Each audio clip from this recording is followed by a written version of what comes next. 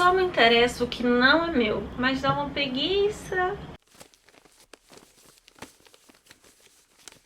O que temos para hoje, Sanches e Cinéias? Eu sou Larissa Bertolino e você está no Uma Garota Quixotesca, um canal que se propõe a tratar de literatura partindo das premissas, das ideias, dos topos que o Quixote nos dá.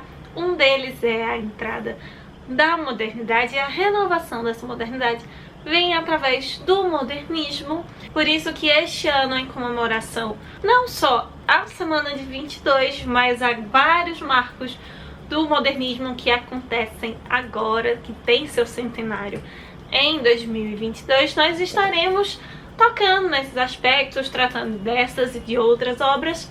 E no caso do Brasil, o maior destaque estaria na Semana de Arte Moderna de 22, porque ela conseguiu unir tanto as vanguardas quanto outras estéticas que circulavam naquele período e criar uma arte que fosse propriamente brasileira, não apenas uma reprodução daquilo que estaria fora. Uma das obras mais significativas, Macunaíma, foi escrito em 1926 em 6 dias, sim. Mário de Andrade só precisou de 6 dias para escrever essa obra. No entanto, fica muito claro que o romance é um resultado de uma vida de pesquisa. E justamente por esse aprofundamento, por esse detalhe, é que Macunaíma pode ser considerada a síntese de um movimento que mudou a história e a arte brasileira. Primeiramente eu vou apresentar um resumo, sem tantos spoilers, um resumo bem condensado mesmo. Depois, alguns comentários sobre a obra, mas sobre uma teoria, sobre as pesquisas do professor João César de Castro Rocha sobre a antropofagia, e a minha leitura, alguns comentários mais pessoais sobre essa experiência, sobre essa releitura. E como o meu recorte acadêmico é modernismo, eu nem sei mais quantas vezes eu li Macunaíma. Inspirado nesses estudos, no final desse vídeo a gente vai acabar lançando a pergunta: a antropofagia, no final das contas, é uma teoria de exportação ou uma visão de mundo, como diz o professor João César?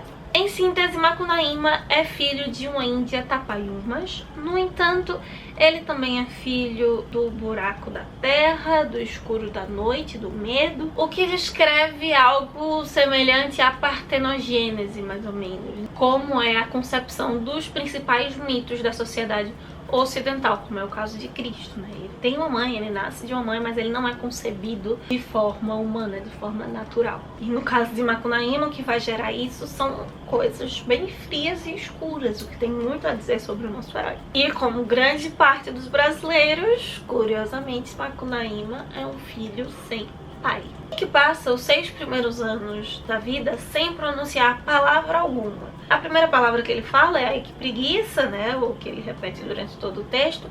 Mas o fato dele passar 6 anos sem falar nada, sendo um personagem sem nenhum caráter, sem características próprias e que no final das contas está representando o Brasil, pode acabar representando também um grande período da nossa história onde nós, ou o Brasil em si, não tinha uma voz que saísse de dentro da nossa terra, sempre fosse dita dos outros sobre nós. Ou talvez porque, se nós não tínhamos um idioma próprio, uma maneira de expressar nossa, como falar?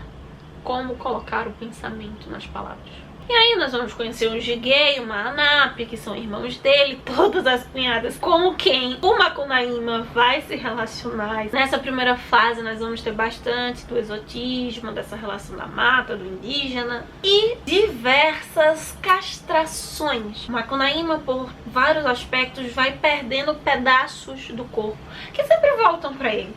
Mas com a Si, com a Buyuna, com vários personagens, ele vai perdendo pedaços, ele vai sendo castrado por diversas formas. Então, de maneira simbólica, é possível ver toda essa evolução da nossa história em cada etapa do Macunaíma, sem ter que necessariamente estar se referindo ao século XVI, século XVII, século XVIII. Não.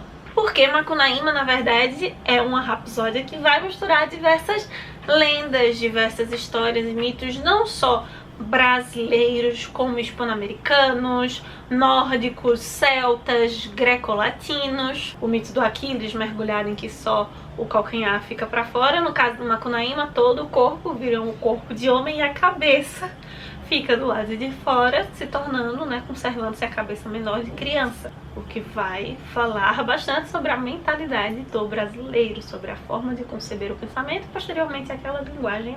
Ele vai matar a sua mãe sem querer, isso antes de sair da sua aldeia, da sua terra, do seu lugar e começar a sua jornada de herói, começar a andar. O que tem muito de Freud nesse processo também, um dos grandes influenciadores do modernismo. A psicanálise tem muita influência principalmente sobre o nosso modernismo. Mas o que vai marcar o enredo mesmo de Macunaíma é o seu encontro com Si, mãe do mato. Macunaíma, ele vai desenvolver uma questão de poder e autoridade sempre através do sexo, através da relação com o outro, a outra neste caso, com a deglutição, antropofagia, do corpo do outro. Então, através da sua relação com Si, ele não só criou o Guaraná, mas ele passa a ser o rei do mato também.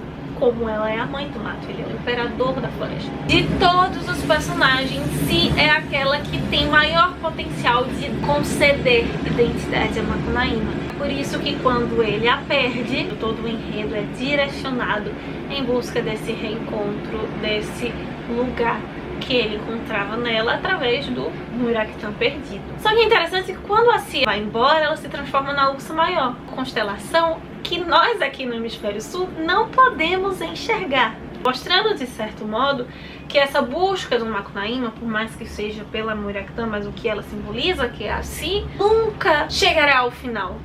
Porque o processo principal, e isso que o projeto antropofágico tem muito a nos dizer, não é a identidade final, não é o resultado final, mas aquilo que nós produzimos, sentimos e fazemos culturalmente em busca dessa identidade. É algo que nos define como brasileiros. Neste processo em busca da Muiraquitã, o Macunaíma vai encontrar diversos personagens que serão lendas ou até personagens históricos brasileiros que ou aparecerão ou serão mencionados, como a Caipora, a Boiúna, o Bacharel de Cananéia, uma cabeça escrava que tem relação com os Andes, ou seja, com os hispano-americanos. Os três irmãos nessa jornada passam a representar cada uma das três raças, e a partir daí que eles vão de fato sair da redoma da mata, que o Brasil começará a crescer apenas quando esses três se encontram, mostrando que a nossa identidade não estava apenas no índio, como os românticos tanto tentaram produzir ali na fase indigenista. No de encontro à ideia autóctone ou da pureza indígena, mostrando que nós somos essa mistura, essa antropofagia entre as três raças. A chegada em São Paulo talvez seja uma das maiores representações daquela época, de um tempo que o modernismo vivenciava.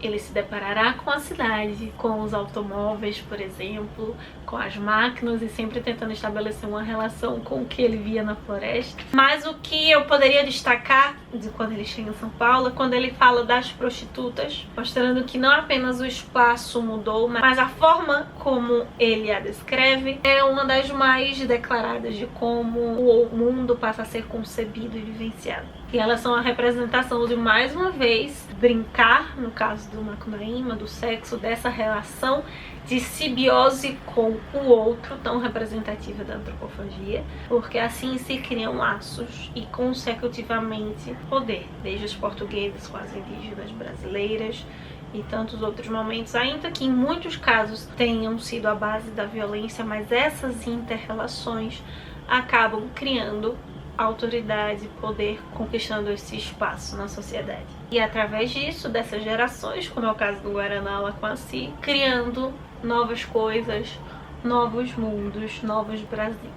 Não é à toa que Véia Sol quer, né, tanto que o Macunaíma case com as suas filhas, porque ela também conseguiria poder através disso. E, consecutivamente, o Macunaíma, quando vê as máquinas, ele não as compreende como não sendo humanos, mas ele quer ter relação com a máquina, porque assim ele entenderia o mundo novo, também seria imperador de São Paulo, de certo modo, teria autoridade, teria domínio sobre aquele espaço. Então, essas duas relações com a busca incessante pelo Muiraquitã, que traz sentido, mostra que a antropofagia, antes de mais nada, está no outro. Só me interessa o que está no outro.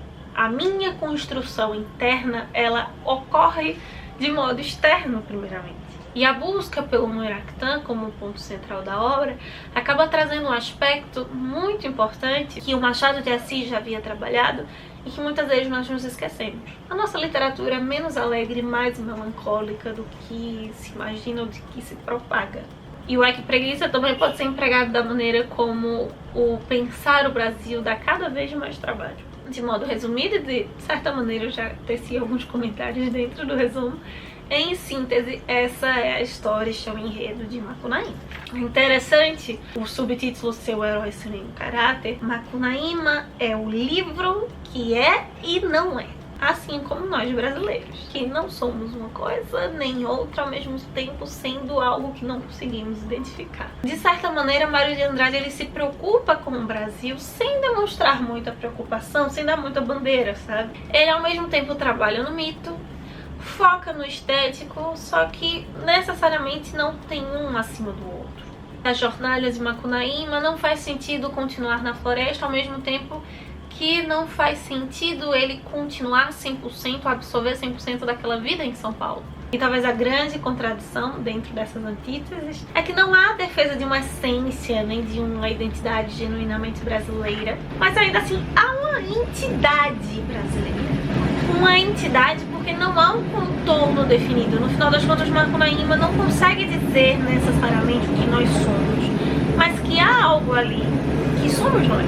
Dentro do movimento antropofágico, os quadros da Tarsila do Amaral representaram bastante essa ideia da antropofagia. Eu tive o privilégio de assistir à exposição dos quadros da Tarsila do Amaral no MASP, e um dos quadros mais icônicos dela é justamente o batismo de Macunaíma. Por ser artes plásticas, talvez fique mais detalhado do que na parte literária, dentro das obras dela, que há uma mistura daquilo que é de mais primitivo com a acelerada modernização dos anos 20, do início do século 20. E juntando tudo isso, o modo como Macunaíma é escrito e esses principais quadros da Tarsila, não só o batismo, mas outros, como o próprio Avapuru, vai representando o que é a proposta do Manifesto Antropofágico, é que a antropofagia é uma forma crítica de compreender a nossa realidade contemporânea.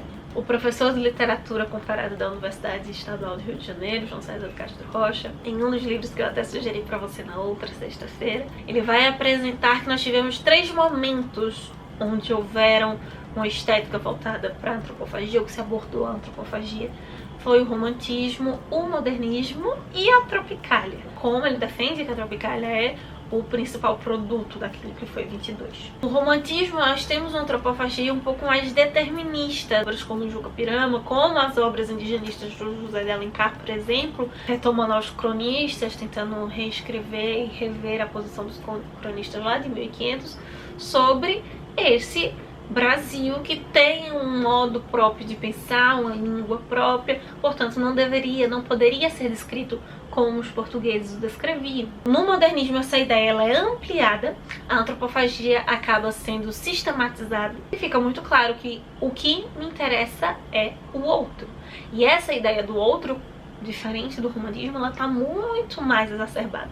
Porque ao mesmo tempo como Peter Gay vai dizer que no modernismo há um exame cerrado de si mesmo, há uma alta subjetividade, mas ainda assim ela é construída a partir do meu olhar atento sobre o outro e o querer aquele do outro, né? As habilidades do outro para mim. A tropicália, então, segundo o professor João César, acaba revitalizando o pensamento de 22, porque ela acaba valorizando a cultura popular de massa nos grandes centros urbanos das décadas de 50 e de 60. E ele até usa o termo comendo Beatles e Jimi Hendrix e botando para fora uma cultura brasileira, uma música brasileira. Esse Macunaíma, essa bricolagem de tantas coisas, fica muito claro que o nosso caráter vem a partir dessa deglutição do que é o outro. Não é porque estamos deglutindo ou usufruindo do outro que vamos reproduzi-lo tal qual. Tal qual a alimentação, o que mais interessa naquele alimento são os nutrientes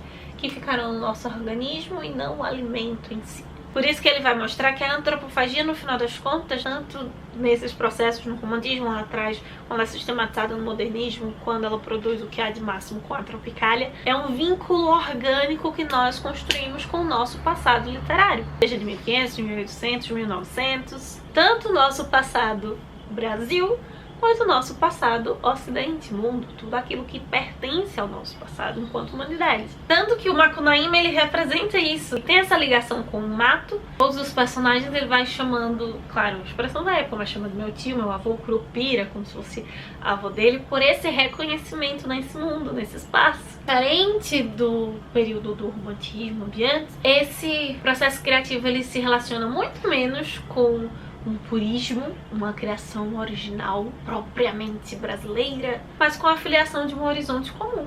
A apropriação dos outros sem medo e sem ter que ter uma conduta externa pautada nesse outro que eu estou digerindo. Como eu já mencionei, Macunaíma ele vai mudando de forma, de corpo no decorrer da obra, o que é um indicativo contra essa imposição de estética, de pensamento, que nós brasileiros estamos sempre em mudança, que o pensamento brasileiro é rico por estar sempre em mudança, por ser formado por vários pensamentos distintos, porque é algo particular de um país miscigenado, e por isso a nossa potência criadora se encontra na alteridade, na nossa relação com esse outro, com isso que é diferente, que nos forma, que nos torna mutáveis. E é justamente na relação com o outro que descobrimos quem somos. Isso é algo também muito forte da psicanálise, é no contrato, no diálogo, na inter-relação que eu acabo me descobrindo, que eu acabo me reconhecendo. O professor João César, inclusive, vai mostrar que há muito um culto, de certa maneira, à cultura helenística em Macunaíma por causa dessas transformações. Para os helênicos,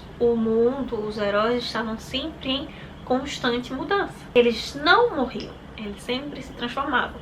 O que nos faz pensar também, desse modo, que a antropofagia sempre existiu entre nós.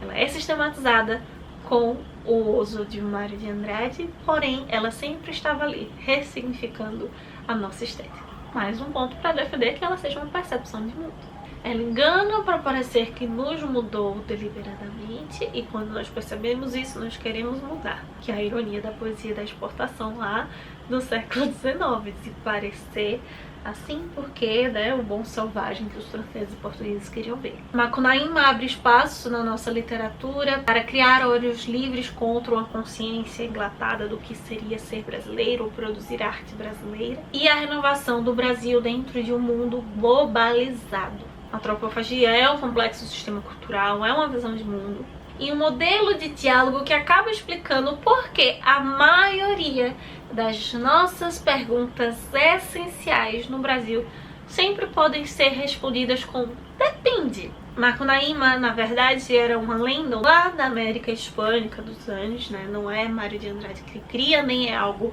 totalmente brasileiro, algo pré-colombiano inclusive, e que quer dizer grande mal. Ele acaba sendo um aproveitador, e ninguém melhor para representar a antropofagia do que isso, sempre aproveitando o que está do outro, essas relações que o Macunaíma vai construindo através do engano, da malandragem também, para sempre se apropriar do que é do outro e se transformar. Além do Muraquitã ser a peça que vai irromper com essas mudanças, que vai levar nesse seu caminho, construir o sentido da sua vida, do enredo, ela também acaba refletindo muito da antropofagia por ser uma peça de cultura popular, uma peça da mata, que vai parar na coleção de arte, né, do acervo de arte de um grande colecionador. Talvez aí a mais direta revelação da antropofagia, colocando aquilo que é periférico no centro da arte. No final das contas, Macunaíma fala da nossa identidade, daquilo que construímos inconsciente inerentemente sobre visão de mundo e que norteia a nossa vida. Então é isso, meus queridos cavaleiros andantes. Espero que esse comentário tenha te ajudado a incentivar você, se você ainda não leu, ou reler, rever o Macunaíma. Talvez de todos os livros do Relendo desse ano, ele seja o que tenha em maior chamado para que nós possamos relê-lo. É realmente um clássico, uma obra da nossa literatura que precisa estar sendo revisitado sempre. Foi importante para esse movimento, esse repensar que a Semana de 22 que os modernistas produziram, que hoje é tão necessário, âmbito histórico, social, artístico, estético também. Se você já leu Macunaíma, coloca aqui embaixo e me diz quantas vezes você já leu Macunaíma. Eu realmente perdi as contas. Quais os sentimentos diferentes, quais as novas sacadas que você teve durante essa nova leitura. Nos vemos logo mais com outro vídeo pra fechar e voltar à nossa sequência de vídeos de cronograma todo certinho. A gente também se vê lá no Instagram, @umagarota_quixotesca, pra você estar por dentro do que vai ser soltado, do que a gente vai comentando e fazendo, preparando para aqui pro YouTube, e possamos continuar saindo da biblioteca e vendo muito além dos moinhos de vento. Vale!